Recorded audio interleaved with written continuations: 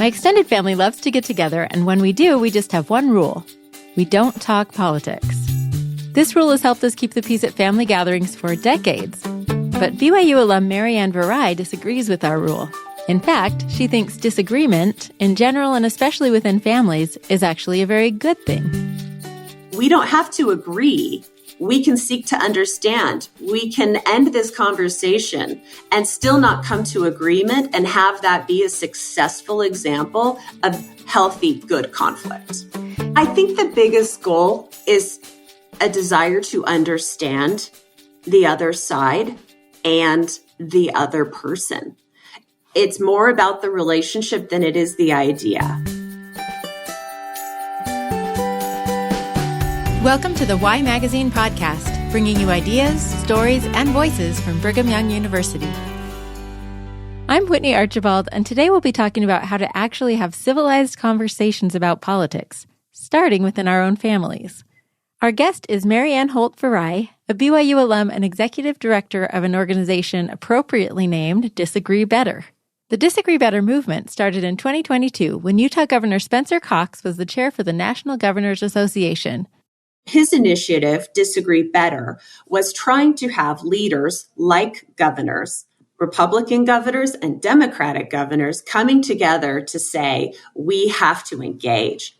Engagement, dialogue, discussion, debate, conflict, but the right kind of conflict leads us to understanding each other better. It leads to better policy outcomes. It leads to the best solutions on the table. They did a series of advertisements having governors come together and model healthy conflict with governors of another party, of another state, and talk about how they have worked through issues together. They also hosted events and service projects and worked with Utah State University and BYU's Wheatley Institute to develop a parenting toolkit, free online lessons for families about how to disagree better. I went through all the lessons myself, and I'm weirdly looking forward to our next family disagreement so I can try some of the things I learned. We'll link to the parenting toolkit in our show notes as well as the video series. The Disagree Better initiative was so successful that Governor Cox formalized it into a nonprofit organization and hired Marianne Viray to be the executive director in December of 2024. This was a great fit for Marianne, who already knew by her freshman year at BYU that political science was the major for her. I took a couple, general classes, Intro to Poli-Sci and American Heritage, and I found that content resonated deeply. I think the way that some of those intro classes were set up, it was really having us talk about culture wars. It was having us talk about hot topics and looking at the pros and cons of each side and engage with it. Find the rational explanations for why this is a decent policy perspective, or now flip it on its head. And why could you get behind this? And what are the good arguments for this side of the same question? I liked that we were talking about hard, important things that tangibly made a difference in people's lives. I was really drawn to people's passion and willingness to do the incredibly hard work of making a difference. Marianne worked for several professors doing research on campus and then went on to help found a nonprofit organization for campaign finance reform in Washington, D.C. After about 21 years, she and her family moved back to Utah, where she worked at another nonprofit called Unite, dedicated to helping bridge divisions in the country, which led her to her position leading Disagree Better. One of the main premises of Disagree Better is that disagreement is a good thing, an essential part of a healthy democracy. As someone who generally avoids disagreements, I asked Marianne why she thinks disagreement is a good thing. It's essential. It truly is. It is essential for any system to have diversity of thought for a couple reasons. It promotes innovation. So in business, if you don't have competition driving you to be better, you're going to be stagnant. You are not going to grow. Your product is not going to improve because there is not a competitor in the marketplace driving you. The best marketplaces are marketplaces of ideas where there's a number of ideas. And so innovation is huge, right? Competition drives creativity, drives innovation. Our system of government was designed for conflict. The Constitution was designed to enable conflict and disagreement. It enables factions to exist, but then they have to come together with other factions in order to find some common ground with each other to have a majority. It was designed that way. Yeah. And we have forgotten that. Yeah. And I think we become afraid of it. Yeah. There's a lot of fear, and fear drives us apart. Fear prevents us from seeking out other perspectives and other opinions and other facts that may inform ours and may have value to us. This is one of the things that I love about partnering with governors is how open they are to the best ideas in the room. They are 50 executives of 50 different states, right? They don't care where the good idea comes from. If it's a Democrat idea or a Republican idea, if it's solid and it had good success and impact, they're going to take it. That's great. That really is such a remarkable thing in such a divisive time. How can we take this thing that these governors are doing and apply it in our own lives? The vast majority of Americans are what is called the exhausted majority. People are exhausted by the tenor and tone of politics, by the lack of action, by the extremism, by the violence. They are removing themselves from participation, from engagement, because what is being modeled is so distasteful to them and such a turnoff. And so leaders modeling a different way to lead, meaning engagement, civility, retaining people's dignity and respect, but dialogue, right? Modeling the right kind of conflict. Like, we don't have to agree. We can seek to understand. We can end this conversation and still not come to agreement and have that be a successful example of disagreement done right. Yeah. And I think that speaks to our goals going into these conversations. What is a healthy set of goals when you're going into a disagreement of any kind? I think the biggest goal is a desire to understand the other side and the other person. It's more about the relationship than it is the idea, right? Because everyone's going to interpret that principle or that rule or that policy in their own way based on their own experience. So I think my biggest job in going to a situation where I believe there is going to be a significant difference of opinion or perspective is for me to seek to understand why it is they believe what they believe, what experiences in their life have led them to this position that they hold. That's it. And and you're not trying to figure out who's right and who's wrong. Yeah. And so I think if we go in with greater curiosity, so my objective is not to change them. My objective is to better understand them. And once the understanding is there, like that's baseline, then, the next opportunity is, well, can I share with you why I think what I think? Are you open to hearing that? And then maybe we can find some common ground. Maybe we can find a couple things that we can both agree on. And 85-90% of the time, we're going to find things we both agree on. They may not be the details of a policy. They may be the principles underlying that policy. Right. That's a great place to start. That's a great place to be, because then we can build on that commonality. The younger people have these skills, the better we are as a family culture in our friendships and our sibling relationships. So that means family dinners. Like what's the topic of conversation and what are the rules of engagement where everyone has an opportunity to share their perspective and ask questions, and where when there's criticism, and criticism is fair and part of conflict, but it's doing so in a way that retains the dignity of the other side, right? We're not attacking their character or their intelligence or their motivation. We're attacking outcomes, decisions, facts. Yeah, that's such an important thing to differentiate. It's okay to disagree, and it doesn't mean that I'm attacking you as a person. That's personally something I have struggled with in my life, is differentiating who I am, my identity, from the ideas that I have or the policy positions I support.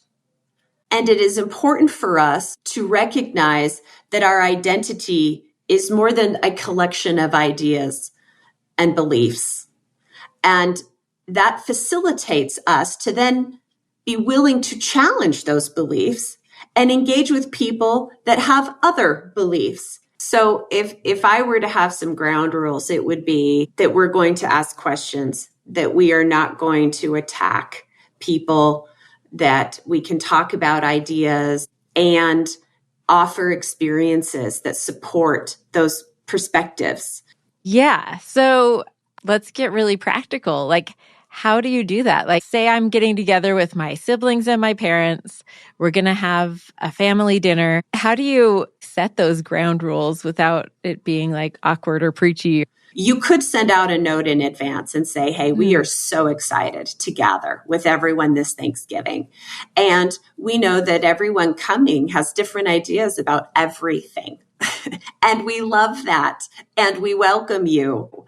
And if you're going to engage, here are some ground rules that you can keep in mind. You can offer your perspective in a kind, polite way that steers clear of demeaning and derogatory language about any other group or side, right? So talk in the affirmative. I think this, I believe this could be one rule. Okay. Making sure that we steer clear of language that is derogatory or pejorative to another side or another person is another one. Whether they're in the room or not, right? Whether, Absolutely. We're not calling each other names, but we're also not calling the politicians that we're talking about, we're not calling them names either, right? Yeah. Another suggestion could be, if you hear something that you are uncomfortable with, ask a question like, tell me why you believe that, Uncle Joe. Help me understand what experience in your life, what story, what moment, when did you come to that belief? Seek to understand, get people talking about their stories, because then they stop parroting whatever it is that they've heard a pundit say on the latest news cycle. And they're talking about their personal life. It's all about deepening the relationships. What do you think are some of the obstacles to making this civil disagreement work? Well, I think one obstacle is feeling threatened when our ideas are challenged. And when we feel attacked, we go into fight or flight mode. And so taking deep breaths, self-regulation is a huge part of conflict. Yeah. Being able to keep a low blood pressure, being able to keep our brains online, be open to new information without feeling like we have to fight or flee, right? Yeah. Those are huge things that only we can control. But we have to do a better job of controlling them if we are going to engage with people with different ideas and thoughts. Do you have any suggestions for when this has gone wrong? We are all human. We may get heated. We may say things that we regret saying. And then I think the best course of action is acknowledging that we overstepped, that we got too emotional, that we said something we didn't mean, and we take accountability for that and we apologize. And we try to keep the door open to future conversation in that moment or down the road. So I've heard you mention the word dignity a lot, and I know you also refer to a dignity index. And I'm wondering what that is and how it applies to disagreements we might have. The Dignity Index is a wonderful intervention that was created by some colleagues at Project Unite. And it's this scale of 1 to 8, right?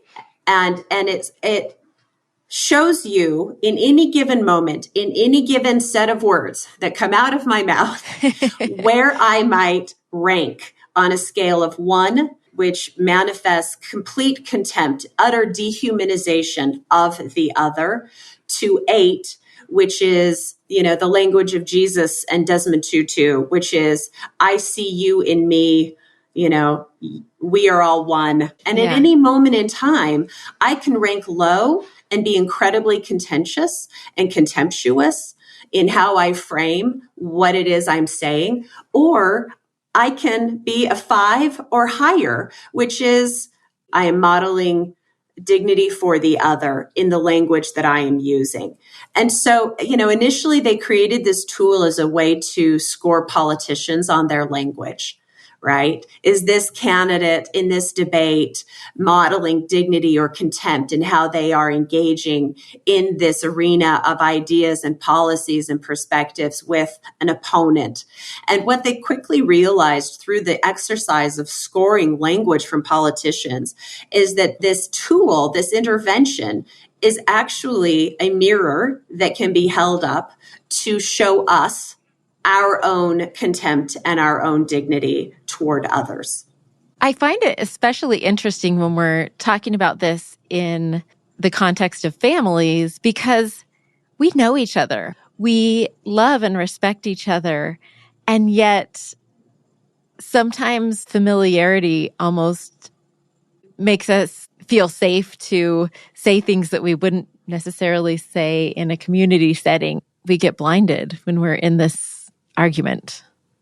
I think we can get blinded, and I think we can be dismissive of people and slap a label on someone and say, oh, they're this. And by doing that, we oversimplify people. People are complex. No one label encapsulates the totality of any human being. Everyone wants to be seen. Everyone wants to be valued. And am I, because of my deep familiarity with you, overgeneralizing in how I see you? Or am I seeing you in the particulars of your lived experience? Right. Yeah, there's so many assumptions that we make, especially if you're adhering to that rule where you say, well, we don't talk about politics in the family. Well, who knows then what we're assuming about everybody else's opinion and maybe forming prejudices and creating issues that may not even be there.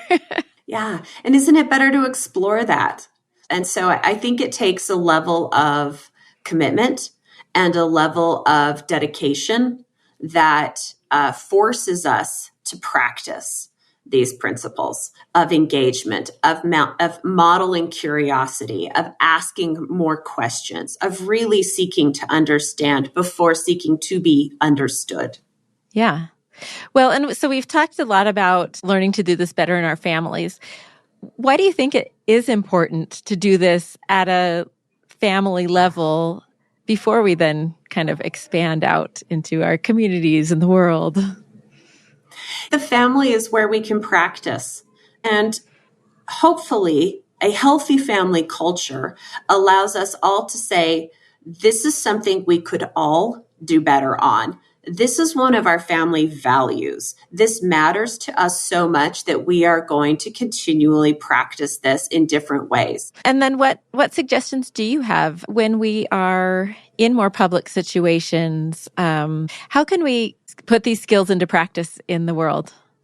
I think one important thing is to hold our leaders accountable for the words that they use, because those words have significant power. We tend to still, as a culture, look for cues from our leaders and from the elites in our culture for how we can behave, what we can say. And we need better cues from the top down than we currently have. Yeah. That can be one of the issues that drives how you vote or how you donate to political campaigns. I think if more people did that, we might see more of a change in behavior of politicians. Awesome. Okay, so what would you challenge listeners to do? I would say try to keep an open mind. Be willing to hear someone else's lived experience and be open to that. Ask more questions. Like, how about those 3 things? We'll start there.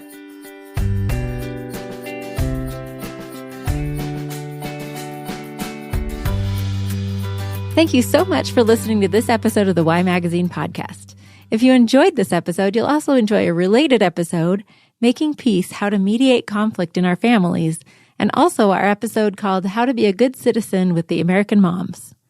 For an episode about having faith-related conversations, check out Building Bridges, How to Enrich Interfaith Relationships. We've included links to these episodes and the other resources we've mentioned in the show notes, and you can also read more about Marianne Viray and see the full Dignity Index in the spring issue of Y Magazine. The article is called Doing Disagreement Better by Julia K. Nebeker and Anna E. Snedden. This episode was produced by me, Whitney Archibald, with executive producer Brooklyn Hughes-Romer and editing help from Olivia Flynn. Original music, mixing, and mastering by Jarrett Davis.